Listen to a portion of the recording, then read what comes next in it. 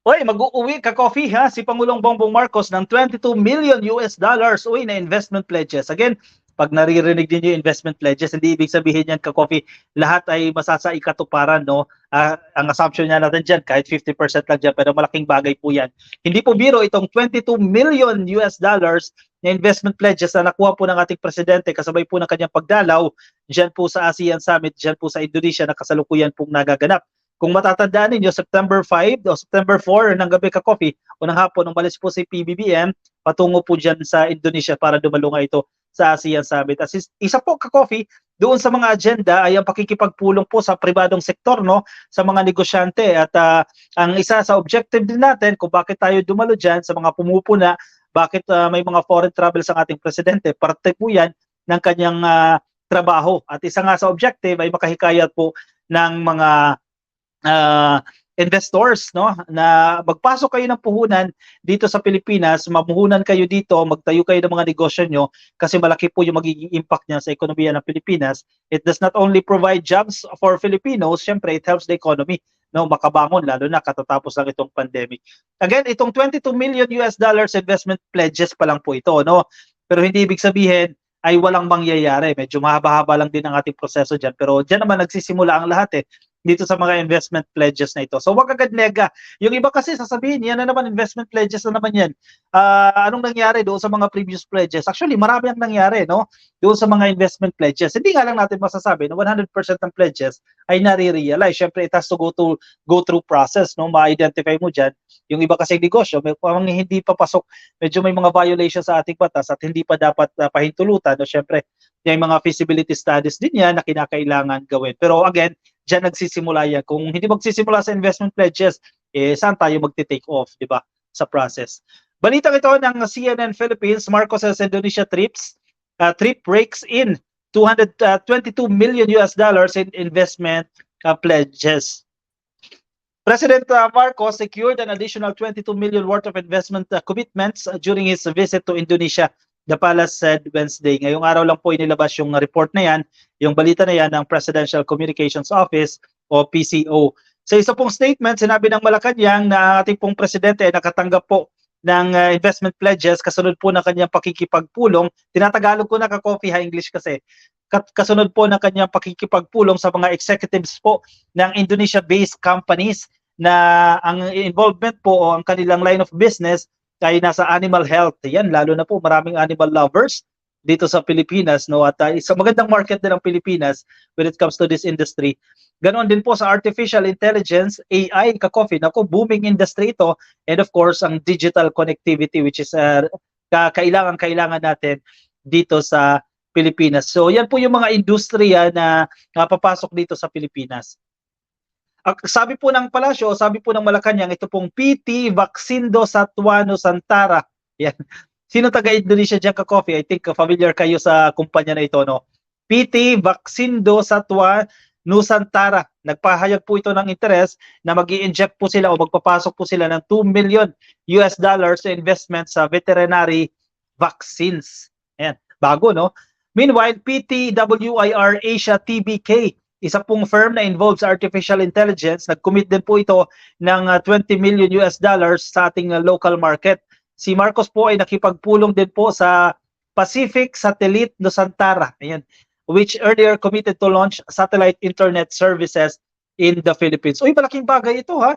Lalo na dito sa Pilipinas, nako, mahirap talaga ang internet kasi hindi naman monopolized, no? Unti lang kasi ang ating service providers. Dominated ito ng parang malalaking tatlong players lang ka-coffee, no? Actually, yung mahirap pa sa mga internet service providers na ito, yung customer service nila medyo palpak. Halimbawa dito ang Converge.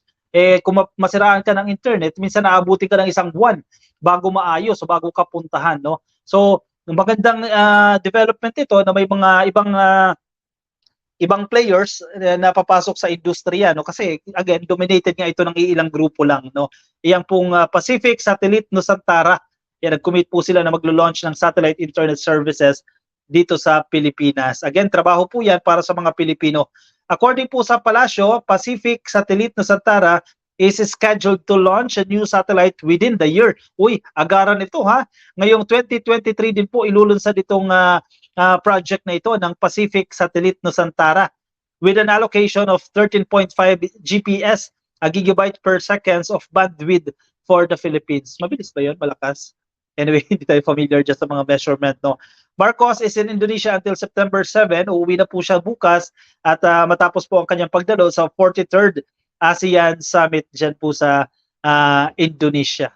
Hoy, congratulations in advance sa ating presidente sa paglikong ka-coffee ng additional investment para sa ating mga kababayan, para sa Pilipinas din yan, malaking bagay po yan. Sana magtuloy-tuloy itong mga pagpasok ng investment pledges, no? Kasi yun nga, kahit percentage lang, kahit 15% lang ang may sa katuparan dyan, at least meron paunti-unti na pumapasok dito sa bansa. Ma'am Edith Purpura, hello sa inyo ma'am, magandang gabi, umabot sa live mo. Thank you ma'am. Perlatan, kaibigan natin ng China pero binubuli niya ang kaibigan niya, sabi ni Perlatan. Base po yan sa statement ni PRRD, no? Good evening, watching from Tagum, dyan po sa Davao del Norte. Uy, Tirso Intong, Pamayloan. Uy, Sir Intong, happy viewing po sa inyo at kay Kuya Gob. Uy, kilala ko po, na-meet po natin si Kuya Gob, dyan po sa Tagum, no? Tagum City, Davao del Norte. Mabait si Kuya Gob, no? Arnel Tito Moswela, hello ka-coffee, watching from Riyadh, dyan po sa Saudi Arabia. Chico Ibarra, as before, take PRRD's word with a grain of salt, a deceiver. This man has bluffed his way through and fooled a nation, sabi ni statement na ito ni Sir Chico. Blessed Lim, sabi lang na yan ni Digong to win for senator sa 2025 for political life ng Duterte, including BP Sara Carpio, who will run for president sa 2028. Sana hindi, sabi ni BKC Lim. Actually, ngayon, medyo mainit-init na rin ang politics, no? May punto ka dito na BKC Lim, no? Kasi hindi naman si PRRD, pero marami pong mga senatorial candidates na mga re-electionist, nagsisimula na pong mag-ingay, no? In preparation for the 2025. Kasi 6 years ang term ito ng ating senador, no? Siyempre, 12 lang yung papalitan natin ngayon para may maiiwan na 12. So itong 12 na ito na magtatapos na yung kanilang termino, nagsisimula na mag-ikot, no? Mapapansin ninyo sa mga budget hearing, makikita nyo na mapapadalas yung kanilang attendance At yung iba, nag-iikot-ikot na, nagbababayan-bayan na dahil sa 2025 elections na lalapit na. At isa nga po sa lumalabas din po sa balita na si PRRD ay mukhang may interest daw po, no? Again, mga ano lang ito, mga speculations lang ito, natatakbo sa pagka-senador, no? Entrepman, kumusta po kayo? Okay lang tayo, as usual, sipunin. Sinisipon pa rin po tayo. Ricky Velasquez, hello po. Good evening, ka-coffee, watching from Japan. Uy, meron ba tayong ka-coffee na nasa Malaysia ngayon? Uy, pupunta tayo ng Malaysia ka-coffee next week, ha? Kung may ka-coffee tayo dyan sa Kuala Lumpur, no? Hopefully makapagkita tayo ng ka-coffee. Ay, Ma'am Edith Purpura, maraming salamat ma'am sa iyong star ay nag-send sa atin sa Facebook. Ray Yangaw na sa Facebook din, happy viewing po sa inyo. Kay Visitasyon Barasheta, happy viewing din po kay Yuara. Shoutout po sa inyo. Uy, si Spencer Sambile, nakikinig sa atin. Happy viewing sa iyo. Mahusay na editor, Spencer Sambile. Shoutout sa iyo. Ka-coffee, marami tayong viewers sa Facebook, no? At hindi pa naka-follow or hindi pa naka-like. Ayan, i-click lang ka-coffee yung follow or like kung nasa Facebook po kayo. At kung nasa YouTube naman kayo, i-click lang po ang subscribe. Libre, walang bayad dyan ka-coffee para lumaki yung ating pamilya. At available po ang ating mga ka-coffee merchandise. Halimbawa po itong Will You Be My Ka-Coffee? Ayan, i-message lang po ako ka-coffee if interested po kayo dito sa ating ka-coffee merchandise. Si Joel De Jongoy Lacson from Antipolo, China ay nahihibang na ang China daw, no? Galitov Gervasio, kailan naman ang visit mo sa Canada ka-coffee? Naku, wala tayong ano dyan Parang, actually gusto ko rin pumunta ng Canada, kaso wala tayong mga friends dyan sa Canada, no? Engineer at mahal, number one. Kailangan natin ng pag mga ganyang travel, hindi natin afford yan. Kailangan may official visit or may mga sponsors, no?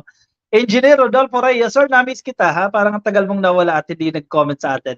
Ka-coffee, napanood ko yung ASEAN-China Summit. Mapapansin mo sa mga talumpati ni PBBM kapag usapan ay disputed claim ay walang West Philippine Sea. Ang ginagamit ni PBBM ay South China Sea. Yes, parehas po tayo ng observation, sir. Siguro ano ito, political strategy ito in respect na rin doon sa, kasi disputed parang ang labas mo, parang inaangkin mo na rin Though marami naman tayong claims diyan. Kasi malawak kasi mo sa Pinay. So parang ginagamit ni PBBM or ng speechwriter yung generic term nitong South China Sea. Napansin ko rin po yan. Sa initial niya pa lang, sa departure speech niya, yan din ang sinasabi. Yan din ang pinupunan ng mga netizens. Bakit hindi West Philippine Sea ang mini-mention ito? No? Kasi mas malawak kasi ka-coffee na may mga parte na South China Sea pa rin yan. So, na meron disputed din until now. No? So, kaya nagiging maingat lang din si PBBM. Kaya kung papansinin mo yung kanyang speeches, strong, walang pagpapangalan. Kasi syempre, ayaw mo rin namang sunugin yung mga tulay mo, no, or burning bridges with other countries, no. So dapat maingat din dito. Ma'am Cecilia Peña, happy viewing sa inyo, ma'am.